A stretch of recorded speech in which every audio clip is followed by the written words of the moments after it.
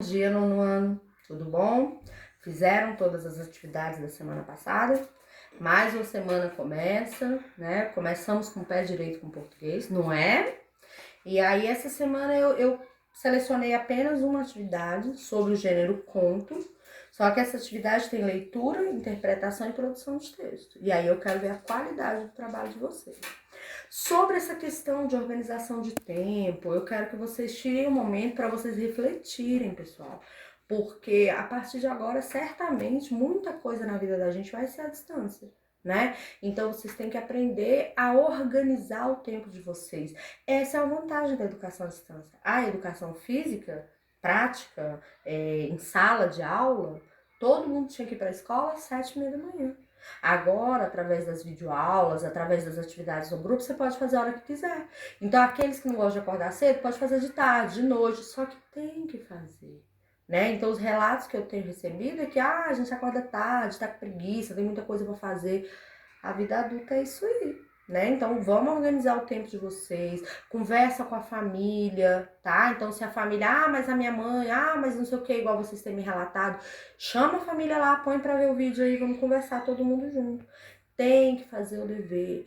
Vocês viram lá, se não viram, vão lá na internet pesquisar. O governo autorizou que não se tivesse mais os 200 dias letivos, né? Porque de acordo com o calendário, nós temos 200 dias letivos. Então, o governo autorizou que não se tivesse mais os 200 dias letivos.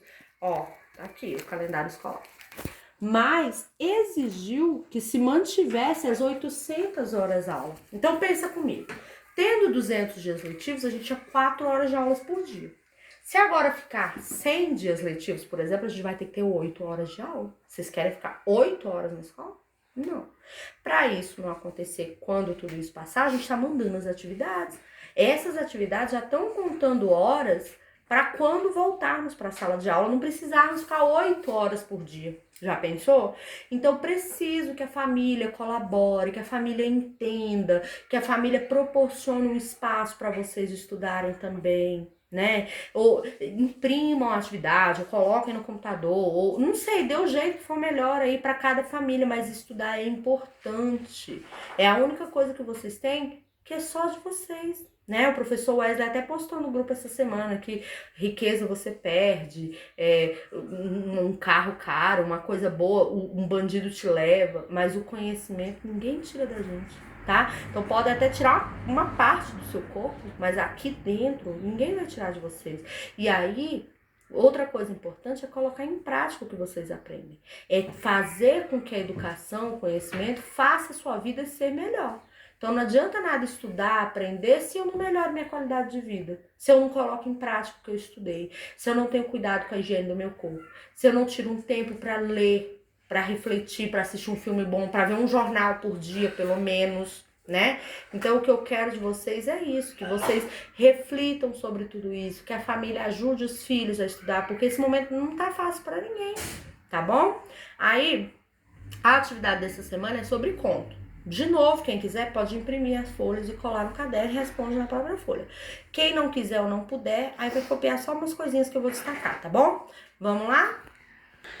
Então, olha aí, nosso tema dessa semana é conto. Dá uma lidinha nessas habilidades aqui. Então, o que eu espero que vocês sejam capazes, depois de estudar essa aula? Perceber a construção composicional e o estilo do gênero em questão, como forma de ampliar suas possibilidades de compreensão e produção de texto. Traduzindo, espero que vocês conheçam um conto. Leiam e falem, isso é um conto, isso é uma crônica, isso é um poema, certo? Além disso, perceber como se estrutura a narrativa dos diferentes gêneros. Então, perceber como é que é construído o texto de acordo com o gênero. E, por último, criar contos ou crônicas, no nosso caso, conto, tá? De acordo com o que é proposto.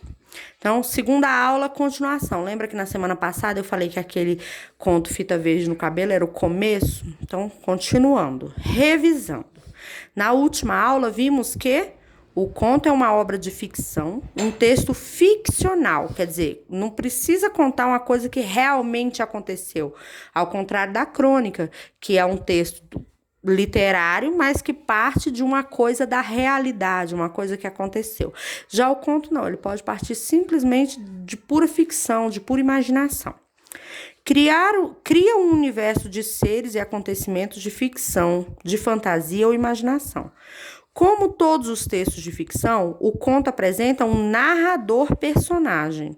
Aliás, um narrador, personagens, tempo, espaço, enredo e conflito. Isso aqui são os elementos da narrativa. Quer dizer, os ingredientes da narrativa. Então, o que um texto tem que ter para ser narrativo?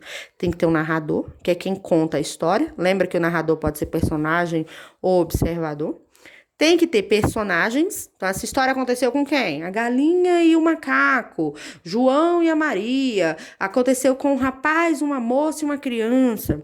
Tem que ter um tempo. Então, quando essa história aconteceu? Num passado incerto, era uma vez. Ou aconteceu na semana passada, aconteceu num futuro imaginado.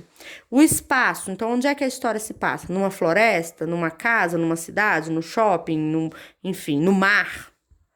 E o conflito, então qual é o problema? Beleza, já entendi que tem um garoto e uma criança, que eles estão em alto mar. E daí? O que tem eles? Então qual é o problema? Qual é o conflito? Estão escapando da guerra, estão fugindo de um ataque de tubarões, né? Então o conflito é isso. E o enredo é o resumo da história toda. Então a história fala de um casal então é o resumo da história. Classicamente, disse que o conto se define pela sua pequena extensão. Quer dizer, não é muito grande, tá? É maior que uma crônica, mas não vai ocupar um livro inteiro, tá? Mais curto que a novela ou romance. Então, a novela, o romance é o livro de verdade, tá?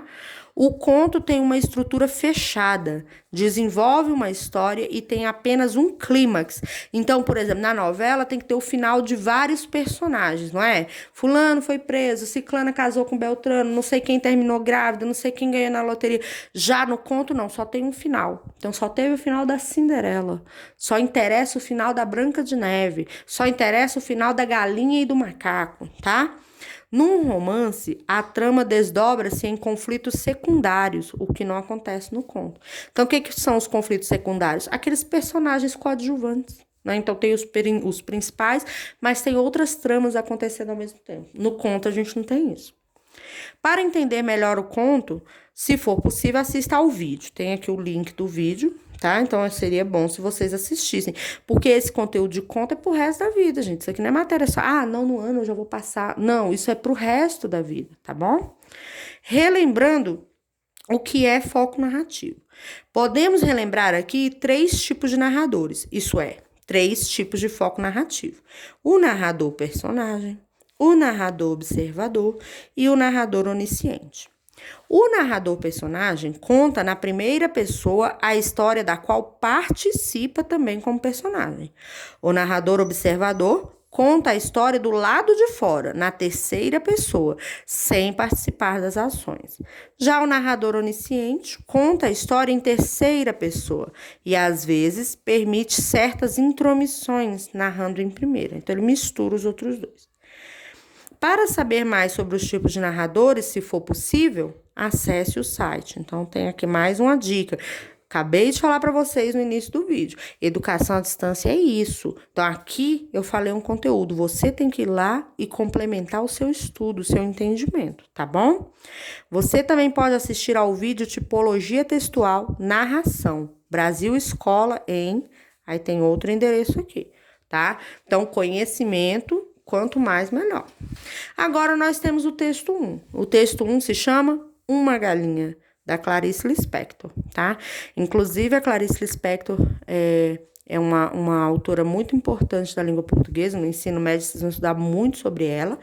Então, leiam esse texto, Uma Galinha. Só leiam, não é para copiar o texto. Aqui, na página 3, tem uma foto da Clarice Lispector com a pequena biografia dela, e tem as questões de interpretação. Se você imprimiu a folha, já pode ir marcando direto aqui. Se não, copie e responda no caderno, tá bom? Vai até a questão 12, tá? Aí depois aqui, ó, releituras. Há no site YouTube inúmeras releituras desse conto. Então, quer dizer, se eu for lá no YouTube escrever Uma Galinha, Clarice Lispector, vai aparecer gente lendo, gente dramatizando, vai aparecer várias coisas sobre o texto. Agora, na outra página, a nossa produção de texto. Produção de texto. Produção escrita do gênero. Planeje a escrita do seu texto considerando a finalidade, quer dizer, para quê? Para quê? As características e os elementos do conto.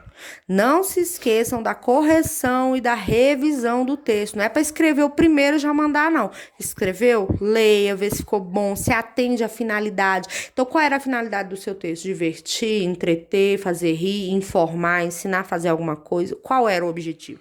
Ele foi atingido? Qual era o seu público? Era a professora e os colegas de turma. Então, a linguagem está interessante? Ou não, para um grupo de cientistas. Então, precisa de uma linguagem mais rebuscada, tá bom? Revisa, passa limpo.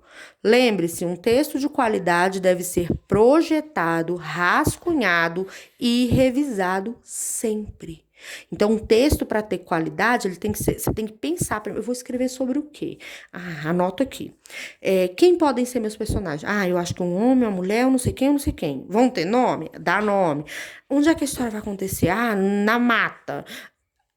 Elencou tudo isso? Faça o rascunho. Fez o rascunho? Observa se deixou o espaço do parágrafo, se começou com letra maiúscula, se pontuou, se repetiu muitas vezes a mesma palavra.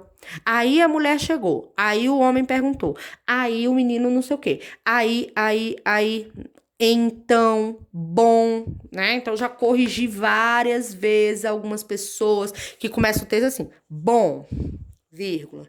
Minha história. Qual é o objetivo desse bom aqui? Corta isso do seu texto, pelo amor de Deus, não tem nada bom. Então, nós já começamos lá, tá bom? A galinha era uma vez uma galinha, ou a história que vou contar fala de uma galinha. E não, bom, era uma vez uma galinha. Tira esse bom da história. Tá bom? Então, revisa seu texto, corrige, pontua. De preferência, pede para alguém ler. Mãe, dá uma lida aqui. Irmão, lê aqui. O que você achou? E aí, corrige, tá bom? Assim que terminar seu texto, desenhe o quadro no caderno e preencha. Então, terminou, passou a limpo, ficou perfeito. Agora, faça esse quadro aqui, abaixo do texto e completa. Quem narra a história? Então, é o narrador observador ou é o narrador personagem? Se for o narrador personagem, quem ele é? É o narrador personagem, é o João Grilo, que participa da história. Ou não, é o narrador observador e não se identificou. Às vezes, o narrador observador se identifica, né? Quem são as personagens da sua história? Um menino, uma velha, um padre. Quando ocorreu ou ocorreram os fatos? Num passado distante, ou no ano de 1970. Quando? Em que espaço? Então, onde é que aconteceu sua história? Qual foi o cenário da sua história? Qual foi o conflito? Então, qual é o problema? Então, o problema foi que a galinha misteriosa desapareceu. O problema foi que o menino vendeu a galinha de ouro. Qual foi o problema da história que você criou? Entenderam? Então, você vai fazer o texto, passar, limpa o texto, fazer esse quadro, preencher o quadro. Quando for me mandar a foto da atividade, eu quero ver tudo isso. Eu quero ver o rascunho, o texto passado a limpo e esse quadro preenchido. Deu para entender? Qualquer dúvida, vocês podem me chamar, estou à disposição, tá bom? Beijo, até semana que vem.